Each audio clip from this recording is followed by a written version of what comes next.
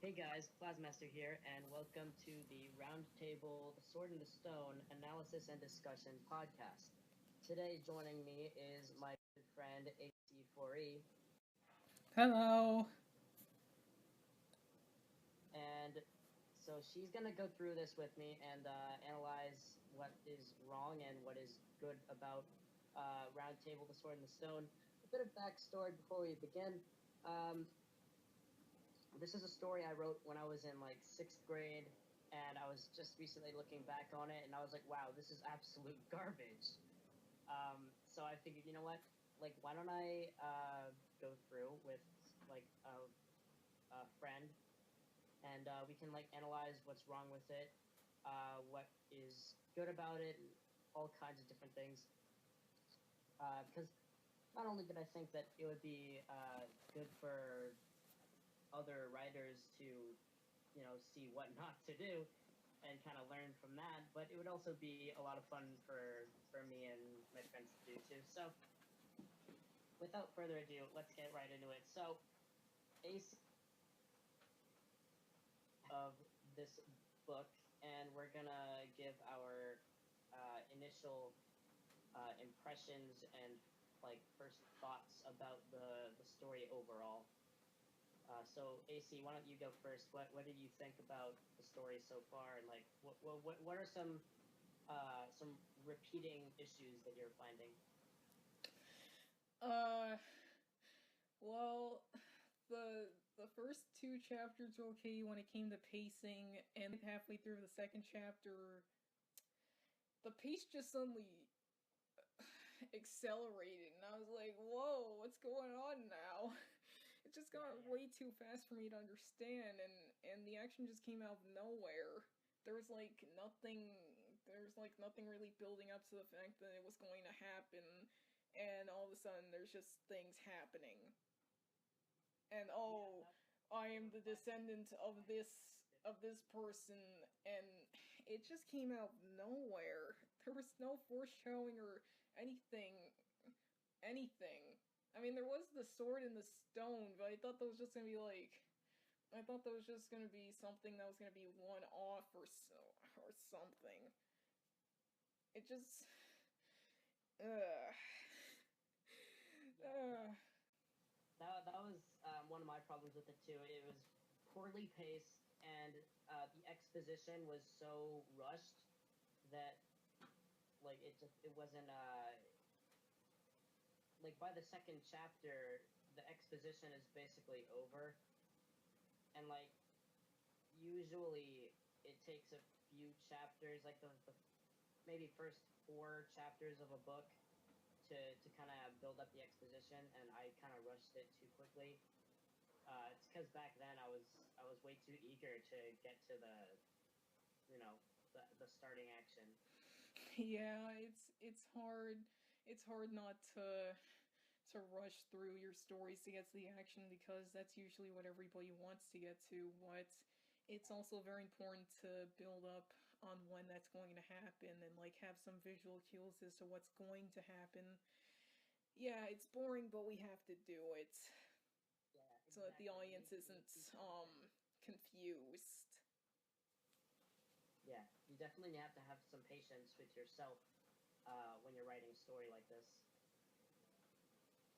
Or else they'll just go all over the place. Yeah, yeah.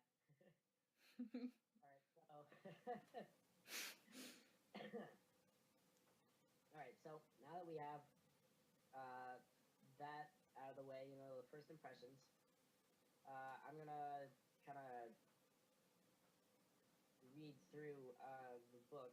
I'm not gonna read through like um, all of each chapter, but I'll probably go through like some of the major parts of chapters. Okay. Just so that way people understand like the gist basically. Yeah. Um, but before we do that, I do want to make it clear that what this book is about exactly. So this book is about some middle school kids who discover that they are descendants of the Knights of the Round Table. which is a very interesting premise, in my opinion. Like, Mm-hmm. I really, I still want to write this story. I just And you want to go back can. and rewrite it from the ground up so that it doesn't suck. Yeah, Uh, that's the problem I yeah, had with my first story. I couldn't decide an origin story on why everything started happening and why people are suddenly turning evil. Like, I couldn't decide on what to do with that, but as soon as I went back and thought some things over and looked at other pieces of writing, I learned a lot, and then I was all like, oh yeah, this is the origin, and this is the big bad guy, and now I can write this. It took me yeah, 5 years to establish that for my first series. yeah. All right. So we're gonna start here with the first chapter. Chapter one: suspension.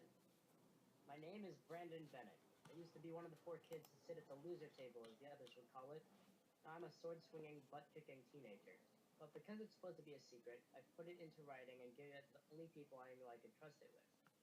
So let's get something straight here first. Don't tell anyone else you read this. Otherwise, it could put the safety of the world at risk. Now that we have the rules set, I'll begin my story. Right there. Oh yeah, Something. that's starting to be a red flag right there. Go ahead. That's just like, oh yeah, this is the only rule, so now let's get to the story. I thought there were gonna be a few more rules, but no, that's the only rule. Well, I mean, not even that. Like, you would never do this. Okay, never do this ever when you're writing a book. Don't ever start it with your first sentence being "My name is blank." Never do that. If your story starts out like that, there's something wrong. Yeah, it's supposed to have some exposition, and then you can give Well, some character names. yeah, it doesn't flow well at all. Yeah, it doesn't. Um, and then already here, I can already see that at the time of writing this story, I was reading the Percy Jackson series. Ooh, I And really gotta go back and read that again. yeah, it's a good series. Problem with that is that I was kind of trying to make this series the next Percy Jackson, and that kind of shows Mm-hmm. um, because like I tried to be Percy Jackson and I failed miserably. Mm-hmm. Something that you need to know is that you never ever try to write in the writing style of another author. Like your writing style is unique. You shouldn't try to write like somebody else. Just Mm-hmm. work on finding your own style of writing. Mm-hmm. And many years after writing this book, I'm here today and I have found that writing style for myself. And it's made all the difference, really. Yep. Because Uh, you gotta be original, and you just gotta go off on your own grounding, not somebody else's. It's okay to be inspired, but it's not okay to completely rip off or be blatant. yeah, exactly. Right. Yeah, so continuing on, my friends and I were sitting at what was called the loser table. It wasn't just called that because all the losers sat there, but because it was different from the rest. This table is circular, while all of the others are rectangular. Could I be any more heavy handed with the symbolism in this story? I'm in the second paragraph and I'm already throwing crap in your face about the round table. Oh, man. Mm-hmm. Uh, So, pass the ketchup, I said to my friend Morgan. Morgan has long brown hair and blue eyes. Today, she is wearing a white sparkly t-shirt with a brown shrug over it and jeans. Here, she said sadly. Why are you so upset? Asked Lance. Lance is another friend of mine. He used to be on the wrestling team, but an accident on a skiing vacation ended his career. That was very important information for everybody that was reading this story to know. Mm-hmm. But it wasn't. It really wasn't. With the story, um, the whole she was wearing a white sparkly t-shirt, that whole sentence is fine.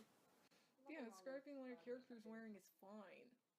And Um, depending on whatever art style you're using to illustrate the story, if you're using an art style, it's very important. But if you don't use visuals, then it's very, very important. yeah. Something you never want to do though, almost never. Shouldn't say never, just almost never. Never say never. when you But you yeah, said when never, you Justin introduce Bieber. when you introduce a character, don't automatically be like they have this color hair and this. Like, are you serious? Like that's their character description. That's nothing.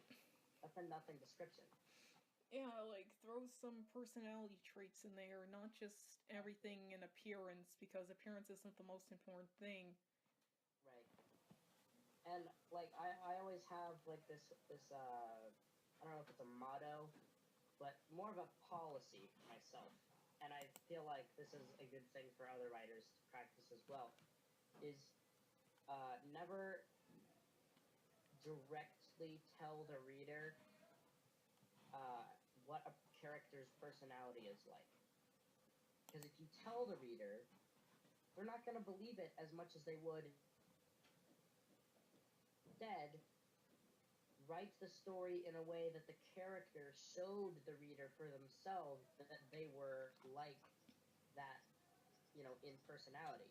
Yeah, it's okay to write down like a character sheet, but make sure that when you actually have that character in a story, they actually show these traits off along with some additional traits you might not have written on the sheet, so you can throw some surprises out there. Because I don't write down all my traits whenever I do a character sheet. I write down some of them so that when I go and write a story that has them in there, they may or may not have some traits in there that no one knew about because it wasn't on the sheet. Because if you reveal everything, if you're gonna publish the sheet like what I did for my comic, then everybody's gonna know that there are only these three traits. But if you have some that you didn't reveal yet, then that's gonna make the character stay interesting. Yeah, what you want to do is um, learn about the character for themselves through the character's actions and their interactions with other characters. That's probably the most important thing about writing a character is to make sure that they are alive, make sure they're active in the story, make sure they are constantly, you know, showing who and through who they interact with. I think that's very important. Yes. All right.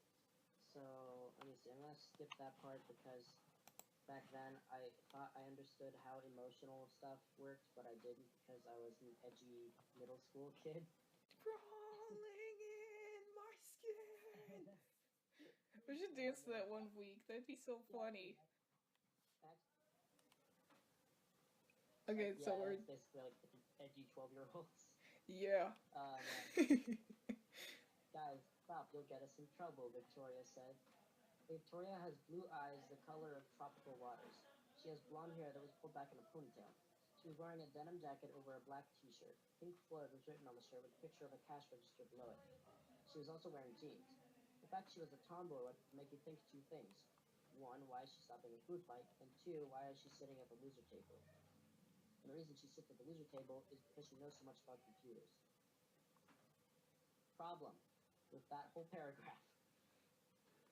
Um, I tell the reader that Victoria is a tomboy. Mhm. That makes it difficult for the reader to believe that she actually is a tomboy. So there's something. Other thing that is bothersome to me personally Mhm. is that I say that the reason she sits at the loser table is because she knows so much about computers, but I never bring that up ever again in any of the books in this series. She never does anything with computers ever. Oh, oh dear. The one reason that sentence serves is to give her a reason to sit at the loser table. That's the only purpose that serves. It's it's crap. It isn't. It's poorly written. Just poor. And inconsistent. Yeah, yeah, exactly. Inconsistency. Yeah, inconsistency is also a thing that can be a very big problem for you if you're writing a character. Mhm. That's why it's very important to look back and remember how you wrote them for different stories so you can continue writing them accurately. Because if Yeah, you don't look exactly. back every time, you're just gonna keep thinking of different traits, and then you'll be like, oh, it was this trait, or oh, I lost track. Yeah, That's it what I definitely used is to important do. That's what I used to to look do back. back then. I used to just Yeah. completely keep writing the character over until I didn't even know what they were anymore. And it was annoying. Yeah, that can definitely be a problem, especially if you're writing like a series of stories. Mm-hmm. When you finish a book in that series, you definitely want to go back and reread that book, if just to remind yourself what happened in the book. Since over time of writing a book, you can forget small details that you wrote. So you want to kind of remind yourself of that so that you can use them in the next installment of the series. All right. So basically, Victoria was like, "Stop! You're gonna get suspended." And then Morgan was like, "No, this gets suspended." She went and like ruined this guy Dwayne, his girlfriend's clothes, like by throwing food on her. And then Dwayne, uh, like everybody was like, "Oh, Dwayne's a big tough guy. He's gonna beat him up." But then Dwayne left, came back with the principal, and the principal was like, "All right, you two teachers go give those four students suspension," and then, well, they got suspended. So that's where it leads up to this point here in the story. It was Wednesday, our first day of suspension. We'd all gone to Honeysuckle Woods, where we would meet on weekends. Lance and I sat against a giant, the biggest tree in the forest, while sucking on the honeysuckle the forest was so famous for. Victoria and Morgan had gone down to the river for a swim. "Hey, why do you think the principal suspended me and Victoria, too? We hadn't thrown anything. Besides, you and Morgan had evidence all over your faces," I asked Lance. "I don't know, man. Maybe Dwayne told the principal you guys threw stuff, too," he replied, though I knew he regretted saying that. Dwayne had been best buds with Lance until the accident. "Maybe," I said. Then Morgan and Victoria returned from the river. They were completely dry except for their feet. "The water was really cold," said Victoria. "We got up to our ankles, and that was it." They both sat down across from us. "Don't you find it strange the principal suspended us too?" "Yeah, Dwayne must have told the principal we threw food too," I interrupted. "Hey, it's 3. Better go home," Morgan said, standing. "All right," Lance said, standing up. Victoria and I stood up too, and we all walked and went our separate ways towards our houses. When I got home, I plopped down on the couch. I was exhausted. My brain just kept repeating a single thought. Why was I suspended? The phone interrupted my thoughts. I went and picked it up. All right, I'm going to stop right there so that we can talk about that whole scene right there. It's a pretty short scene. Mm-hmm. It basically introduces a new setting, and I think it introduces it pretty well, actually. Yeah, it does. Uh, yeah, uh, it's like Victoria and Morgan had gone down to the river to swim. That kind of tells the reader, like, oh, there's a river in this forest. Like there's a river. I don't know if river is like the right word to use. It's more of a stream. But it does put that picture in the reader's mind that there is like a body of water in this forest, and that there's this huge tree that they call Giant. And I like that. I think it is well written. Yes. Probably that's probably the best written paragraph out of the entire first chapter. Yeah, whenever you're introducing a new setting, always just describe like the most important things in that setting. Not like all the blades of grass or all the grains of sand. um, Yeah, or if you're doing a story that has illustrations, just have an illustration of the setting along with some description of that setting. But yeah, that was a very good description of the setting. yeah, setting. Yeah, with a setting, I actually like what you said. Not describing every grain of sand. Not going through and explaining all the details. Mm-hmm. When you're in a setting, just a general description of the setting is good enough. And then you can fill in the details later as the characters explore this setting. and that way it kind of lets the reader explore it with them and kind of get to know that area, and that's probably the best way to construct a setting is to let the characters kind of explore it. Mm-hmm. And not tell everything about it, just a general description. Yeah. All right. So, all right. Continuing here. Hello, I said sleepily. Hi, Brandon. It's Morgan's mom. Morgan seems upset, and I thought her future husband would be able to talk to her. She said. She said future husband as if I knew about this. I didn't know Morgan liked me. So, could you come over tomorrow? Any time is fine, she said. Sure, I said confused. Bye, she exclaimed. I hung up and walked over to the couch and lay down. The rest of the night I spent like that, lying on the couch, thinking away, until I finally fell asleep. That whole ending part of that chapter is garbage. I think it's garbage. Yeah, it's kind of And vague at the end. yeah, and like the whole exchange on the phone is just uh, like it makes me cringe. Yeah, there's, I do know the physically feeling and of the whole emotionally. future husband thing is whenever I become friends with a guy, my mom always thinks that they're gonna be my boyfriend. It just makes me cringe so much. Yeah, yeah, it is just yeah. I don't like that whole exchange. It's just not. Uh, so, chapter two, descendants. It was the next day, and we were all back at the fort. The big rocks across from Giant had something very different about them. The largest one had a sword stuck in it. Did the Renaissance Club come down here last night or something? Morgan joked. I climbed up along with Victoria and Lance. Lance pulled on the sword handle. Nothing. Victoria gave it a tug. Nothing. I pulled on it, and it slipped out of the rock as if the rock were butter. Lance said, Dude, have you been working out? Work No, I said. out. I stared at the slip, astonished. Poor Lance lost his muscles, Morgan. I rolled my eyes at him. I'm going to ask the Renaissance Club's leader to examine this. See if he recognizes it as one of his, I said. You know, the whole Renaissance Club thing was just a joke, Morgan said from below. How would a plastic sword get stuck in a rock anyway, Lance wondered. I don't know. It feels so lightweight. I'm sure it's plastic, I replied. Let me hold it, said Lance. I handed it to him. Whoa.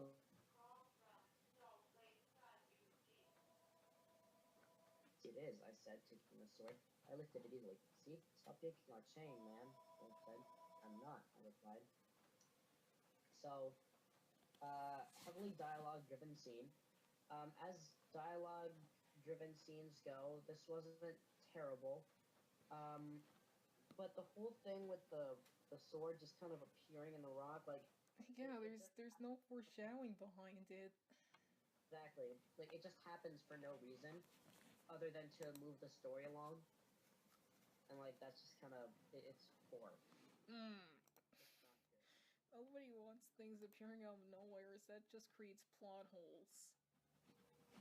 Yeah, exactly. I mean, something does appear out of nowhere, at least explain it in, like, the next scene. Right. But this doesn't get explained at all. Yeah. So, skipping ahead a little bit in chapter two, basically, Brandon takes the sword to the Renaissance Club leader, and the Renaissance leader guy is like, "Oh, this looks like Excalibur, and can I have it?" And Brandon's like, "Yeah, I'm gonna hold on to it." And then he's like, "Huh, I wonder if this sword is real." And then he goes over to Morgan's house that night, and Morgan's mom is like, "Want a cookie?" He's like, "No, thanks." And then he goes upstairs, With and how then rushed that you wrote the dialogue, I thought that was just an I mean, he was just imagining what Morgan's mom said, but um no, that actually happened. I was like, oh yeah, jeez. he's a little crazy. Is basically like Morgan's mom is a bit crazy, and she like just kind of rambles on with like run-on sentences. Mm-hmm. But you shouldn't use run-on sentences in your stories, like ever. um, like you can have a person ramble on and not use run-on sentences. It's just a little bit of a dialogue kind of thing. There, you don't want to you don't want to You don't want to go on It's more forever. structured. Yeah, and it can be confusing actually. So Brandon and Morgan are talking. Morgan's like, Lance called and he said that a bunch of dudes in red hoods like broke into his house, but he like, you know, him being a 12-year-old kid beats up like these six grown dudes in red hoods. Not to mention they Um, came out of and nowhere. then they all got like that whole thing is like, okay, no, that did not happen. Like one guy, maybe. Sick? No. They must have climbed out of the plot hole. Yeah, yeah, he climbed out of the plot hole. Oh my gosh. I love that saying. I'm gonna use that from now on. Yeah, you can use that. Yay! So yeah, but Lance, he was like, I just the card, and I have it now. It's like, okay. And then Victoria shows up, and she's like, uh, guys, I'm a wizard. I'm a descendant of Merlin. That sword we found is Excalibur. Brandon is Arthur's descendant. Lance is Lancelot's, and Morgan is Guinevere's. Yeah, it was You're an like, how'd you figure that exposition out? dump. Like it's Yeah, okay to explain stuff on like one chapter or one comic, like you just did that last week with explaining like where so many characters are going on an adventure, but it didn't feel like a dump. It was like simple, so I was able to explain it all in one episode without feeling overwhelming. And it wasn't all just yeah, one panel, it was just all spaced out, so it didn't feel like it was all overwhelming. So yeah, yeah, don't put all of your explanation in just one place and have an exposition dump. Nobody wants to read through that. But spacing out explanations makes it better. So they're like, how did you figure that out? And she says, well, the hooded guys broke into my house and attacked me. I just thrust my hand at one of them and told him to stay back, and he just flew backwards into the wall. One of them, it said, this one's Merlin's. Proceed with caution. I pointed my hand at a group of them and told them to go away, and they just vanished. The rest of them fled. That right there, I hate. I hate that bit of dialogue because it's like, how is it that these red guys show up and then suddenly you know how to use magic? It doesn't make sense. That's like a piano tuner coming to your house and then you suddenly know how to play the piano. Yeah, exactly. That'd be pretty cool though. It's terrible. So she pulled out a large book. It was dusty and weathered, and cobwebs covered the pages. I like that description of the book. It's Mm-hmm. short and simple, but it gives the reader an idea of what it looks like. Yeah. I found it in my library. I was searching more dread along the shelves, but instead I found a book titled King Arthur and the Knights of the Round Table. I pulled it out, and there behind it was this Merlin's spell book, she said. How did Merlin's spell book get in her library? Yeah, who placed it there? Yeah. Lance was attacked too, Morgan said, by guys in red hoods. He's okay, though. Wait, this is the real Excalibur? I mean, I had my suspicions, but... So, yeah. So then they all meet up in Honeysuckle Woods the next day, and they talk about the Mordred gang. Um, they seem older than us, they were obviously trained to kill, and they have been studying magic for a long time, according to Victoria's account of them. That makes no sense. If Mm-hmm. they were trained to kill, you'd all be dead. Like, you know, so bad. Yeah, they all knew magic, but the part I found the strangest was that the leader was younger than the rest, at least our age. He even asked me enjoying your suspension. He knew we were suspended. They could have been spying on us for a long time, Victoria said. Then a young man in a red hood and mask came out from the honeysuckle bushes. Mordred gang, attack. That is garbage.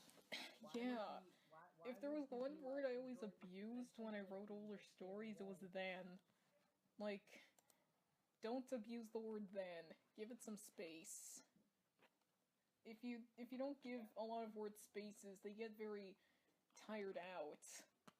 It's very important to give all word spaces, whether they're advanced words, beginner words, there's all kinds of words. You need to have some variety, but if you use suddenly and then a lot to transition scenes, they get very tiring. Yeah. My biggest problem with this part is that he's like enjoying your suspension, and it's like, why would you say that? You just gave away that whole part. And when did you even have time to say that when Victoria was using magic that she somehow knew how to use?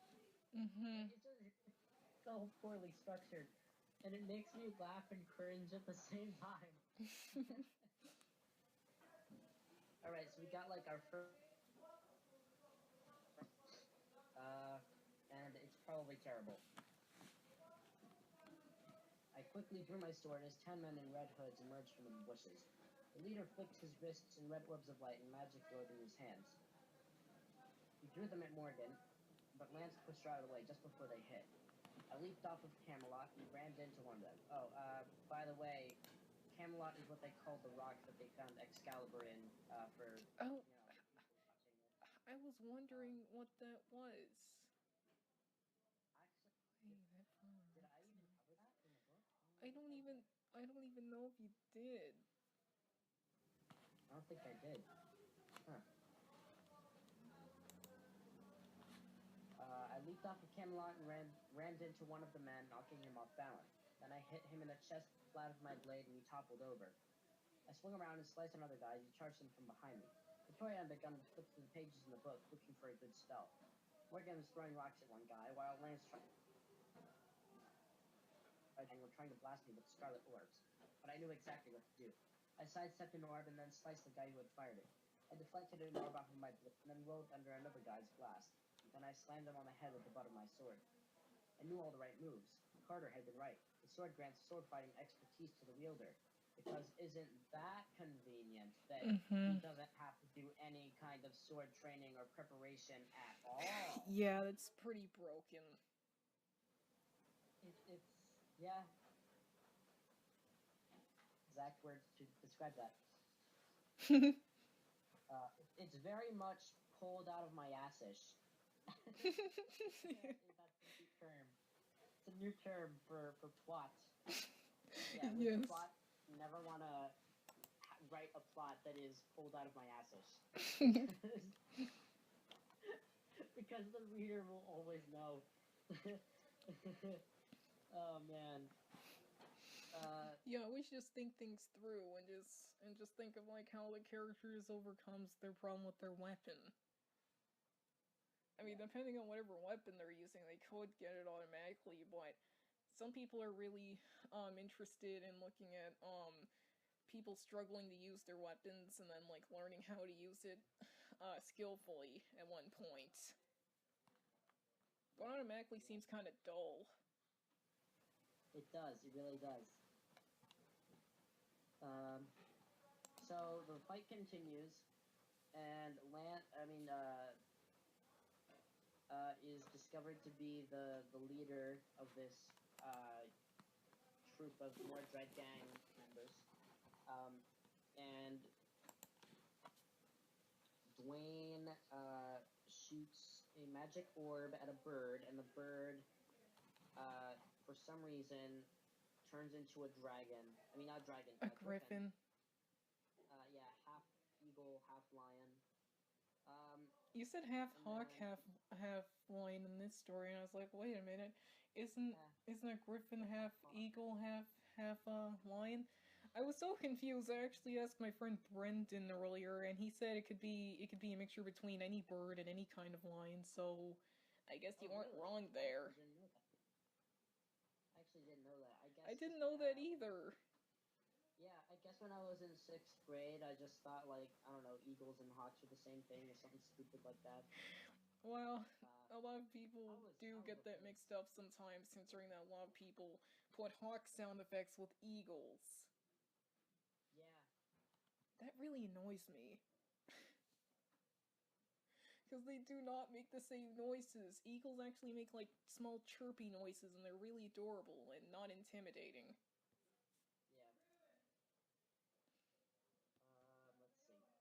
So yeah, Victoria explains to the others what a griffin is, and then Dwayne's like, "All right, more Dread Gang, get your knives out," and they all got their knives out, and it was like, okay, this is bad because knives are being used against small children. Mm-hmm.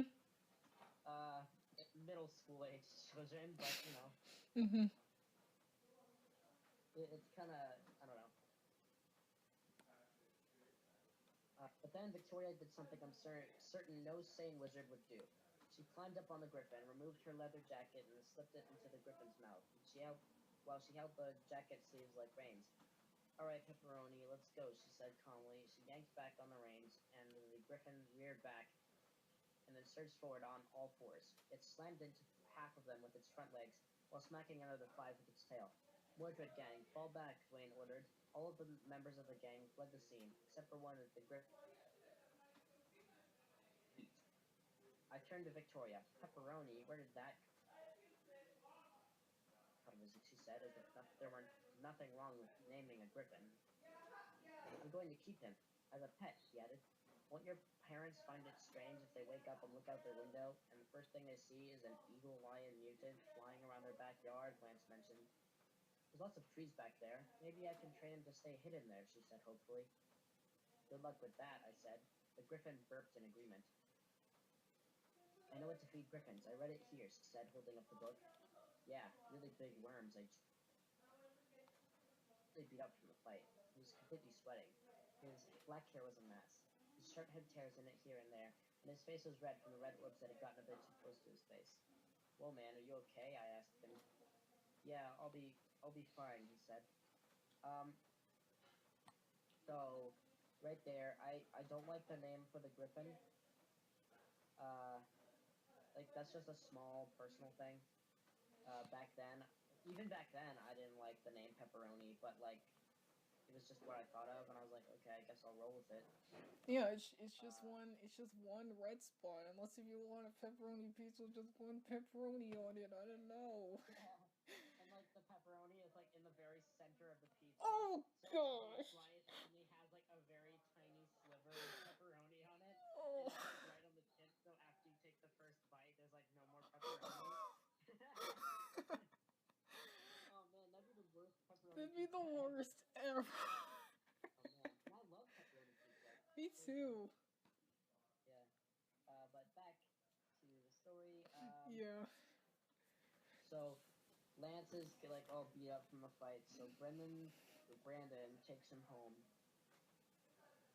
and then after he leaves his house, he gets tackled to the ground by a 17-year-old dude, and he's got a spear, and I'll just continue reading from here. Excalibur.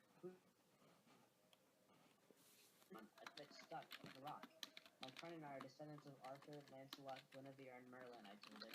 He gave me a dirty look like I ought to skewer you, but he lowered his weapon and reached his hand out. "What is your name?" he asked. "Brandon Bennett," I told him. We shook hands. "Descendant of Arthur," he said, smiling. "Yes," I answered. I finally found him. I've been searching everywhere for the descendant of Arthur." "I'm from Chicago," he explained. "And you are?" I asked. "Oh, right. I'm Troy, descendant of..." Um, yeah. Also, I mean, I actually kind of like Troy's introduction into the story. Maybe it shouldn't have... I don't know. Like, I like the idea of him, like, searching for, the descendant of Arthur, Mhm. but, like, I don't think that, he should have, like, you know, done the whole thing where, like, oh, like, Brandon leaves the...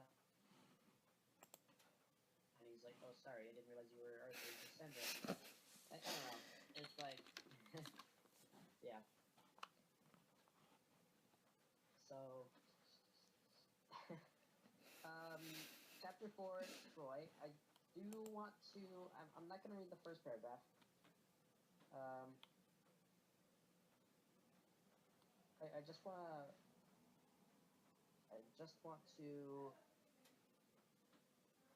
touch on this one point right here. Curse evil. Who's that? She said, not lowering the branch. Not curse evil, Percival.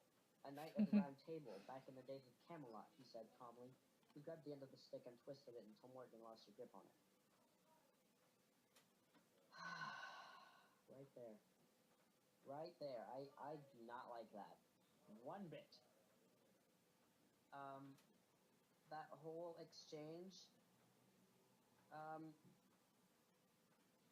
that's another part where it's pretty evident that I was trying to be Percy Jackson when I was writing this book. You know, because like Percy didn't understand the Greek legends, and he like was like, oh, I never heard that name before. What was it called again? Like, and then he like says something. It's like, no, not that. This, and he's like, oh, okay, and like then like Annabeth like explains what it is to him because she's like super smart and knows all the Greek myths, and he's like, oh, okay. So why is that relevant? And then she explained it. You know, it very much is evidence that I was kind of trying to with this exchange here. Is very much evident that I was trying to be Percy Jackson. Yeah. Let's see here. So then Troy's like, oh look, there's a griffin in the sky. I'm gonna try and spear it. And then they're like, no, don't do it. And then like the griffin, which is pepperoni, lands, and Victoria's riding on it. And she gets off the griffin. And she's like, try to spear my griffin. He's like, oh, I'm sorry. And then he's like, so where's the descendant of Merlin? And she's like, I am the descendant of Merlin. And he's like, and then she's like, I am. Did I already say that? Sorry. And she's like, what? Just because Merlin's a boy doesn't mean that I can't. Yeah, that. So it was Monday. We were back in school, and things did not start out well. My first class was history, which I had with Lance, and he was absent, still recovering from battle. Dwayne was in that class as well, and he was present. I hadn't forgotten I had a project in that class, so I did it over the long weekend I had received. I turned around to grab a pencil when I noticed Dwayne eyeing me with a hint of light perched on his finger. He had used magic to erase my paper. I couldn't do anything about it, so I threw it in the basket. Dwayne had erased my name on it too, so I still wouldn't have turned it in. After being asked to redo the 10-page essay again, only doubling it to 20 pages, I exited the room and went to math. In math class, the thing that had gone wrong was immediately noticed. Right here. So hard.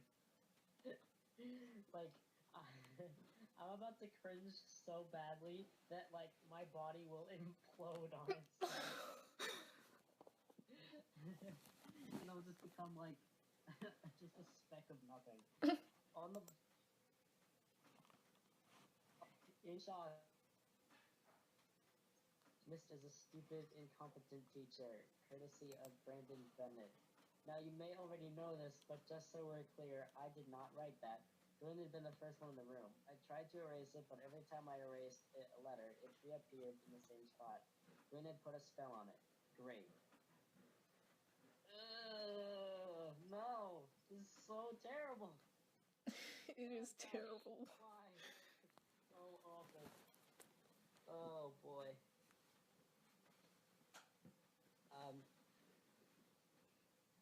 Dude, and he's like, hey, why are you writing that stuff on the board? You need to go to the guidance counselor. So he sends him to the guidance counselor. And he's talking to the guidance counselor, and he's like, oh, I'm being bullied by Dwayne. And then she, like, starts acting really weird. And then he leaves. And then the guidance counselor called him later and was like, you need to come to back to school. And that's where this picks up. 6 teachers were still there, including Miss Cater. I entered the courtyard. Miss Cater, the other 5 teachers, and Dwayne were there. I noticed how all the teachers' eyes were wide open, never seeming to close. My hand gripped the handle of Excalibur, which somehow the teachers either didn't care about my having it or hadn't noticed. Why would he have had his sword at school in the first place? It just doesn't make any sense to me. At least tote it away in your bag or have have something. It just doesn't make any sense to me. Yeah, it's like there isn't really a purpose to him having that there. You know, he's just going to the school and he thinks that, you know, it's pretty convenient that he has it. Really. Yeah. Thanks for coming, Brandon.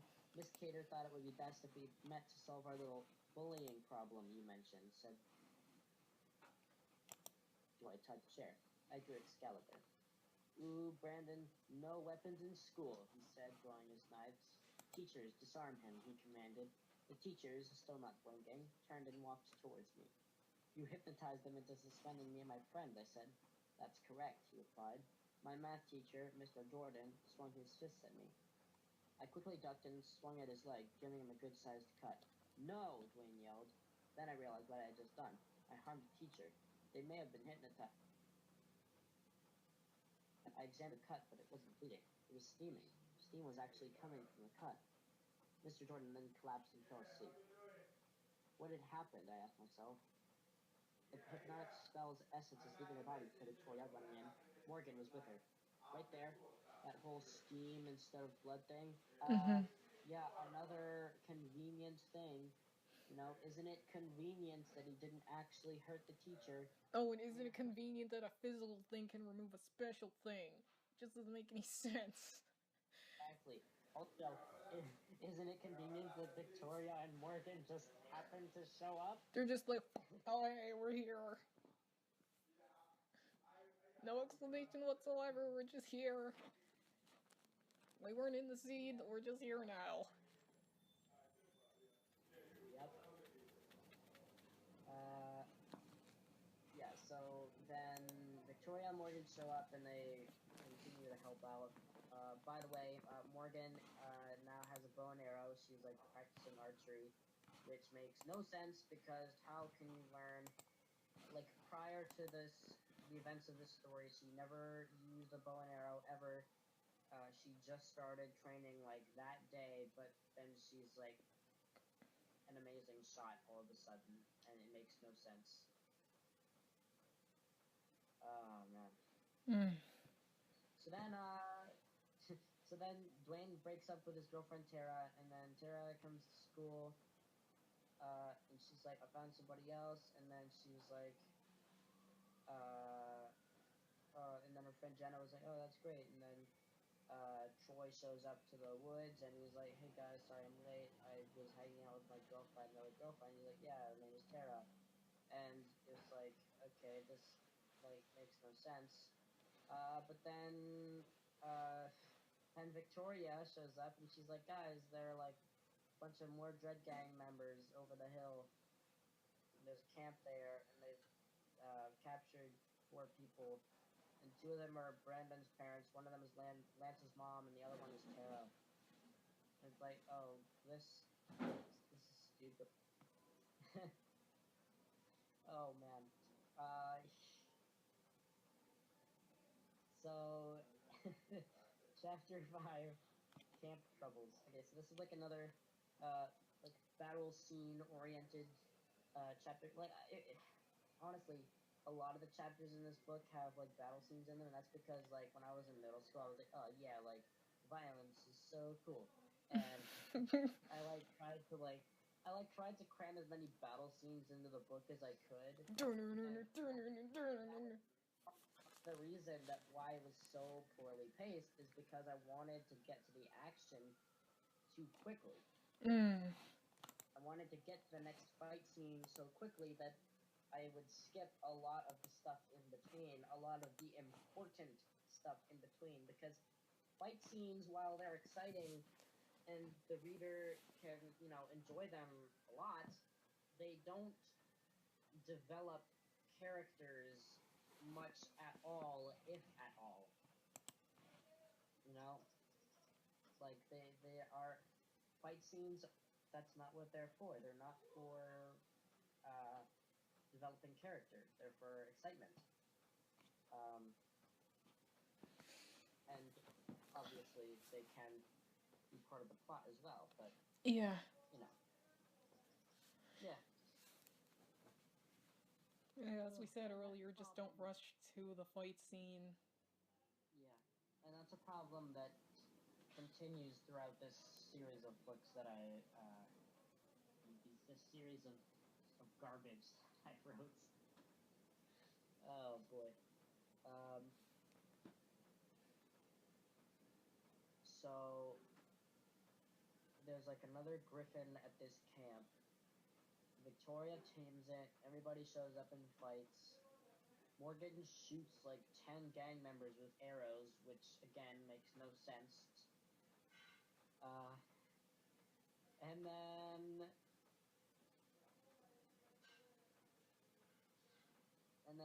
after the battle, they burn down the camp and somehow doesn't attract the fire department or any authorities whatsoever with this huge smoke cloud that just went up.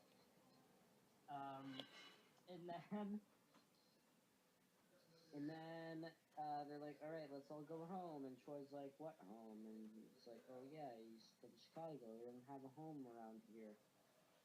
And Brandon was like, oh, like come home with me, and like you can like show up at my door, and my parents can like give you a place to stay. Like you like just tell them that you were on a vacation or something, and that like your parents got separated from you, something like that. Some kind of bullshit excuse that conveniently moves the plot along. Mm-hmm. Yeah. Um,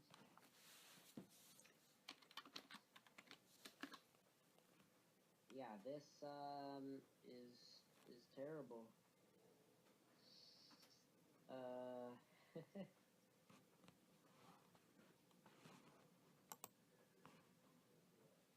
oh boy. Yeah. So right here, there's more description of characters' clothing. Yeah, then there's like another conversation here, and then Victoria's like, "Oh, I stole Dwayne's phone while you were fighting him the other day, and that makes no sense, but whatever." Uh, and I looked at his calls, and his last 10 calls were from his dad. Let's go to his dad's house. And it's like, okay, so they're like going to Dwayne's dad's house. Uh, yeah. Mm-hmm. So then they all climb on Pepperoni and they fly to Dwayne's dad's house. Right here, I do want to talk about this little paragraph here because this is like another paragraph that I actually like. Mm. Um, Troy had stayed back. Troy had stayed back in my house to help out my mom. I don't like that part. Actually, she asked him to stay. Don't like that part. Pepperoni took off in the direction of Blaine's dad's house. The flight was magnificent. The woods looked beautiful from a bird's eye view. The worst part was when we flew over Shallow Pool Lane. It reeked of smoke and burnt barbecue. No kids could be seen playing on their lawns like you did at Dim Lantern Drive. On most lawns were dead plants and lawn chairs. In the lawn chairs were people smoking and drinking alcohol. I did not like this part of the neighborhood. Pepperoni finally spotted the right address, having hawk's eyes. He landed in the backyard to prevent being seen. He went through the gate and around to the front door. Wayne's dad was in a lawn chair, smoking. Can I help you? He asked. That little description of like this part of the neighborhood, I actually like that. It isn't written spectacularly, but it's good enough for to get the point across. It could be written better, but it's definitely not terrible either. Mm-hmm. Hi, I'm Victoria. I spoke with you on the phone and you invited us down here, she said. Oh, right. Well, come on in, he said, getting up and opening the door. Is that Griffin of yours potty trained? He asked.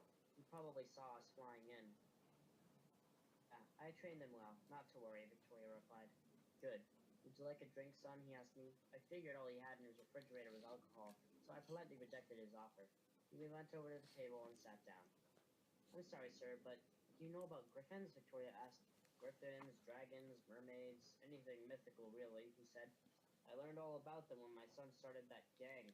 I swept the book from him and read the whole darn thing. Mordred. What a dumb name. He was trying to make it sound like Mordred. Why didn't he just use it? He continued. When did he start his gang? Asked Lance. Right here. This is stupid.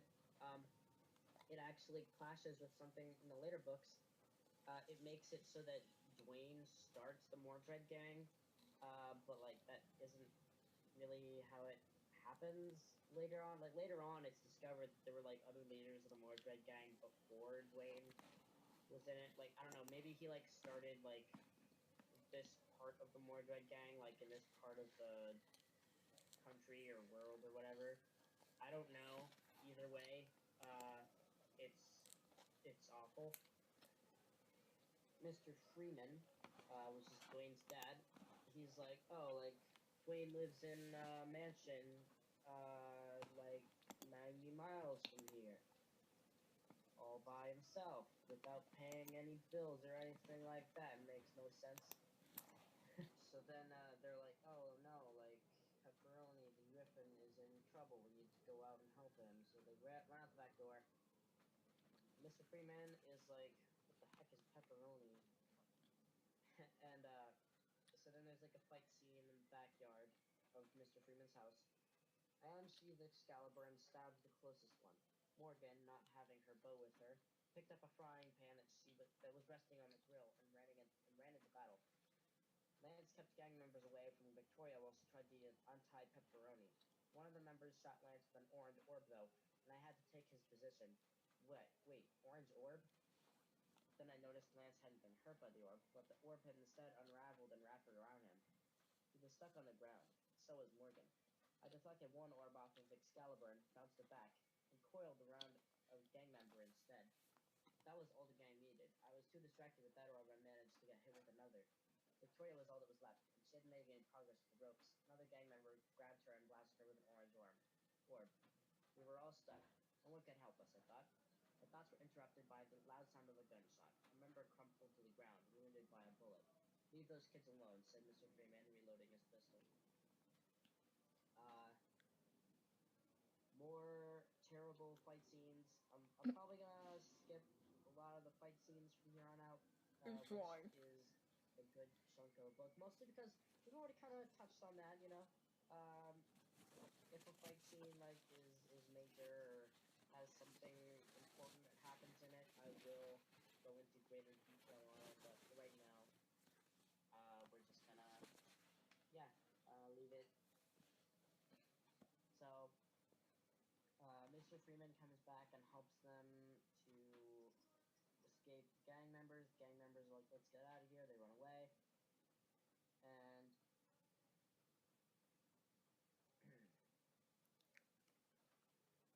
and then Mr. Freeman's like, you gotta go to the mansion, find out its secrets, and destroy it. He's like, or it'll endanger us all. It's like supposed to be like really dramatic, and it's not. Destroy the mansion! Woo! Yeah. Yeah. I mean, it gives them a mission, I guess. It's still stupid. Ah! Okay.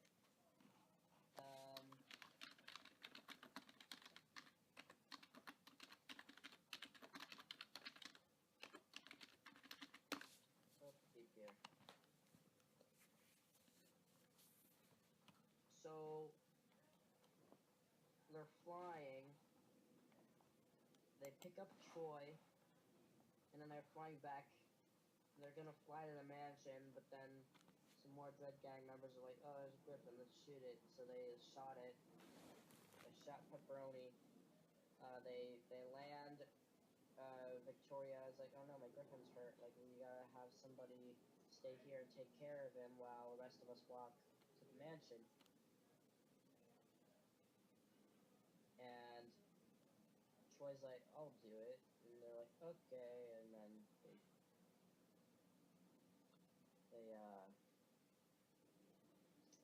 go to a mansion.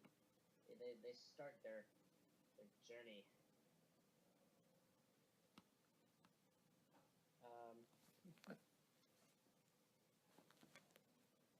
Oh man. All right. So then right here, we got. No, I think I heard something. Quiet. Everyone was silent. I heard a distant snore, growl like noise. I ran in the direction of the noise. Good news was, the noise was coming from the direction we were going in. I stopped when I reached a small hill. The large gaping hole was in the side of the hill. A large uprooted tree was lying alongside the hole. The noise was coming from in there. Lance and Victoria finally caught up with me. Whoa, Lance said. Guys, wake up. What are you running for? Morgan yelled, tripping on a rock. Her water bottle flew from her hand and into the hole. The swaying turned into a ferocious roar. A large ogre emerged from the hole. It didn't seem to notice us at first, but when it did, it picked up the tree and held it up like a club. Way to go. You woke up Shrek, I said. That was pretty funny. Oh man, good job. You woke up the meme king. Somebody once told me the world was gonna owe me. Oh my gosh, yes. Like, the ogre like comes out of the cage and he's out of the cave and he's like all tired. He's like, somebody once told me the world was gonna owe me. Hate He the like show picks is up the too club and he's like, shit. hey now, alright, I'll start the kitchen game on. Oh man, I love this. Yeah, the line was pretty good. I have to give you props for that. Oh man. So then they fight the ogre, and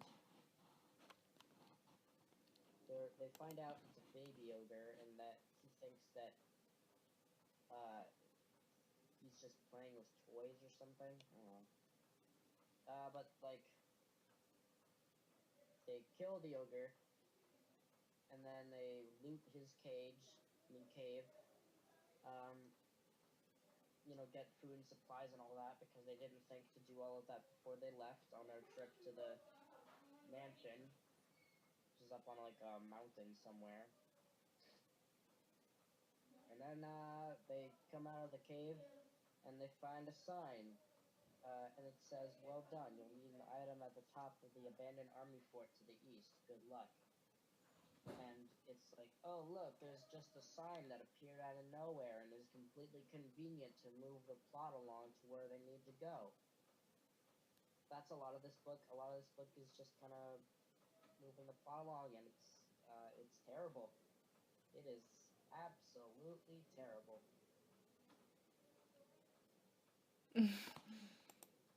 Oh boy. All these days when I have like no college work to do, I gotta read you some of my old stories. They're just so bad. Yeah. At least they were enough to get me inspired to start writing more stories, though. And I got better from there. And you gotta start somewhere, so you gotta appreciate your old stories a little bit. Yep. I mean, yeah, because like, is undeniably absolute trash. Mm-hmm. You know, there are a few good things that I can say about it. We haven't gotten to them yet. I mean, there are a few good things that I have said, but I think that they're just so overwhelmed by the bad things that we probably just can't name all of them right now. But yeah, like, I really do think that Roundtable was a good starting point for me because it was my first series that I actually like seriously started writing. You know. Mm-hmm. So they go to sleep, and then Brandon wakes up. His friends are gone. There's like a centaur, and oh gosh, get ready for this. Get ready for this. This is just gold. Where are my friends? I asked. Those guys, a few of my centaur buddies, took them off to our camp about 30 miles east from here, he replied. Then he turned around. Hop on, I'll take you to your friends, he said. I got on. This was weird. I mean, I had ridden on a horse before, but not a centaur. I figured it couldn't be too different. Hold on, he warned. I grabbed onto his shoulders and we were off. Right here, get ready. So what's your name? I asked him. Presenin, he said. Presenin. Isn't that the stupidest name for anything you've ever heard? Unfortunately, it is. It's okay to name your characters after any noun, but they at least have to make sense. Even if they're like an oxymoron. Yeah. Like, his name is Presenin, and it's stupid. Really stupid. Like, does it have any, like, ties behind it, either personality-wise or something like that, or no? Yeah, nothing. Like a word that I made up, and I was like, oh, that's his name.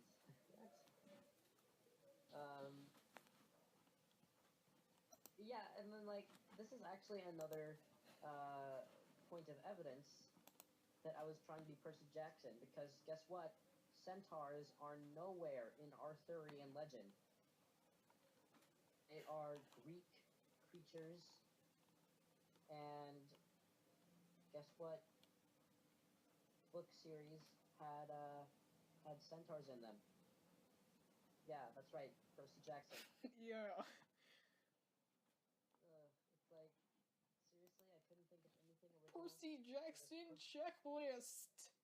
I got the centaurs. Yeah. I got this and this. Oh yeah, this is gonna be the best. Yeah.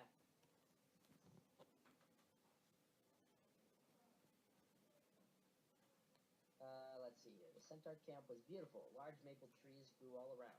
Tents were spread around, each one a different color. Your friends are in the gray tent. They were to stay there until proven not guilty.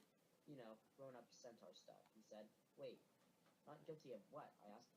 Trespassing on centaur territory, he said. He walked me over to the gray tent. Inside, being guarded by 4 centaurs, were my friends.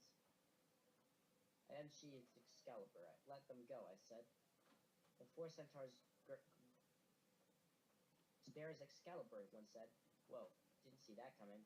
I'll be right back, said Presenin. He galloped out and entered into a red tent. A few moments later, he came back out. He entered the gray tent. The chief said to let you go because, you know, you are our descendant, and these are your buddies. But I would gladly take you to your destination. Where are we going? He said. The abandoned army fort about 2 miles east, I said. We had arrived at the army fort, but it wasn't abandoned. Members of the Mordred gang walked on top of the walls, armed with archers. Okay, guys, this time we are in stealth mode, I said. We walked around to a postern gate. Guards were standing on each side of the entrance on the inside. Victoria, I said. Got it, she said. She flipped to a page in her book. I'm going to need some sort of weapon, she said. The word said is used so much throughout this story, it's not even funny. Yeah, I see why you had a lot of different words for said in Cuboy Academy, and that's very good. That's what inspired me to learn a lot more words than just said, because yeah, variety's your friends. Regardless of whatever you're doing, you have to have variety in characters, settings, situations, messages, dialogue, everything. Yeah, very much so. Yeah, that's actually a very good point. Thank you. Alright, so Victoria uses a bullshit spell that makes the guards disappear for no reason. Rip guards, you will not be missed. Yeah. So then they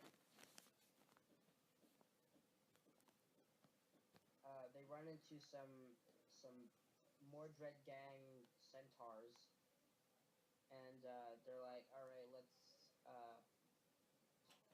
go get them, and then the centaurs are chasing them, and then they fight the centaurs, and one of the centaurs was like running to the exit, and he was like, "We're kids snuck into camp. We have to," and he collapsed, an arrow sticking out of his back. He then vanished, replaced by a sign. It read, "Good job, now run." Oh, look, it's the pulled out of my ass sign again. Back for more. This book continues to be more pulled out of my ass-ish by the... That scene was really So then, quirky. Like, it came out of nowhere. It's okay for a character to be random at certain times, but it could be like for comedic relief, not for something like this. This just doesn't make any sense. it really doesn't. Yeah. At the time, I was like the sign maker person was like a character that was going to be introduced like in the third book, and was like, looking back now, like, that's stupid. On writing a series, don't base events of your first story over events that you're going to have happen in later stories, because it just makes for a poor structure. Base the later stories around the first story and the second story, and so on and so forth. It's very important to have continuity. Yeah, exactly. It ruins the continuity. And Dwayne shows up, he does a slow clap like an evil villain, and then he's like, "Alright, like, you managed to sneak in here." And he's like, "Yep, that's right, even centaurs can join us. We're not... Mordred gang doesn't discriminate against half-horse, half-people persons. Anyways, Mordred gang get people." And then they fire green magic orbs at,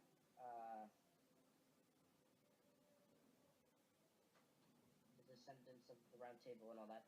And the green orbs hit them, and they get put to sleep by magic stuff. Yay. Yay.